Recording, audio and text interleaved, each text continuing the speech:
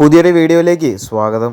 ഇന്ന് സ്വിറ്റ്സർലൻഡിനെതിരെയുള്ള മത്സരവും വളരെ ടെൻഷൻ അടിച്ച് തന്നെയായിരിക്കും അർജന്റീന ആരാധകരെല്ലാം കണ്ടിട്ടുണ്ടാവുക. എന്നാൽ പ്രതീക്ഷിച്ചൊരു പ്രകടനമല്ലായിരുന്നു മത്സരത്തിൽ അർജന്റീന കാഴ്ചവെച്ചിരുന്നത്. മാക്കലിസ്റ്ററിന്റെ ഒരു ഗോൾ വന്നതിന് ശേഷം പിന്നീട് അർജന്റീനയുടെ ഭാഗത്തു നിന്ന് നല്ലൊരു അറ്റാക്ക് ഒന്നും ഫസ്റ്റ് ഹാഫിൽ കണ്ടിരുന്നില്ല. സ്വിറ്റ്സർലൻഡ് താരങ്ങൾ തുടർച്ചയായി അറ്റാക്കുകൾ നടത്തുകയും അത് അർജന്റീന ഡിഫെൻഡ് ചെയ്യുകയുമായിരുന്നു. സെമി ഫൈനലിലേക്ക് കടക്കുമ്പോൾ ശക്തരായിട്ടുള്ള ഇംഗ്ലണ്ടാണ് അർജന്റീനയുടെ എതിരാളികളായിട്ട് വരുന്നത്. അതെന്തുകൊണ്ടും ടീമിനെ സംബന്ധിച്ച് വളരെ ടഫായിട്ടുള്ള ഒരു മാച്ച് തന്നെയായിരിക്കും. എന്തായാലും ഇന്നത്തെ മത്സരത്തിന് ശേഷമുള്ള കോച്ച് ലയണൽ സ്കലോണിയുടെ വാക്കുകൾ ഇങ്ങനെയായിരുന്നു: ഇന്നത്തെ മത്സരം തീർത്തും കടുത്ത മത്സരം തന്നെയായിരുന്നു. അവർ ഞങ്ങൾക്കെതിരെ കൂടുതലും ഫിസിക്കൽ ഗെയിം കളിക്കുമെന്ന് എനിക്ക് ഉറപ്പുണ്ടായിരുന്നു. അതുപോലെ തന്നെ ഇന്നത്തെ മത്സരത്തിൽ സംഭവിക്കുകയും ചെയ്തു. ഈ ഒരു മത്സരം വിജയിക്കാൻ സാധിച്ചതിലും അതുപോലെ തന്നെ സെമി ഫൈനലിലേക്ക് യോഗ്യത നേടാൻ സാധിച്ചതിലും തനിക്ക് സന്തോഷമുണ്ട്.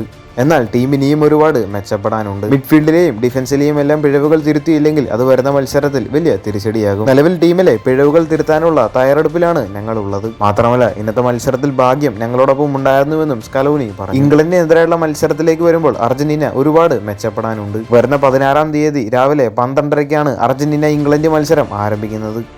അടുത്തൊരു വാർത്ത: ഇന്നത്തെ മത്സരത്തിൽ പലരും ശ്രദ്ധിച്ചൊരു കാര്യമായിരിക്കും മെസ്സി റഫറിയോട് അല്പം ദേഷ്യപ്പെട്ട് സംസാരിക്കുന്ന ഒരു സംഭവം. ഇന്നത്തെ മത്സരം നിയന്ത്രിച്ചിരുന്നത് പോർച്ചുഗീസ് റഫറി ആയിട്ടുള്ള ജോവോ പിൻഹയായിരുന്നു. മത്സരത്തിനിടയിൽ റഫറി മെസ്സിയെ ഡിസ്റെസ്പെക്ട് ചെയ്യുന്ന രീതിയിൽ സംസാരിച്ചു. അതിനുശേഷം മെസ്സി റഫറിയോട് പറഞ്ഞത് ഇങ്ങനെയായിരുന്നു: എന്നോട് മാന്യമായി സംസാരിക്കൂ, എന്നെ അപമാനിക്കരുത്, ഞാൻ നിങ്ങളോട് ബഹുമാനത്തോടെയാണ് സംസാരിക്കുന്നത് എന്നായിരുന്നു മെസ്സി റഫറിയോട് പറഞ്ഞത്. കൂടുതൽ ഫുട്ബോൾ വാർത്തകൾ അറിഞ്ഞായിട്ട് ചാനൽ സബ്സ്ക്രൈബ് ചെയ്യുക. അടുത്തൊരു വീഡിയോ ആയിട്ട് നമുക്ക് വീണ്ടും കാണാം.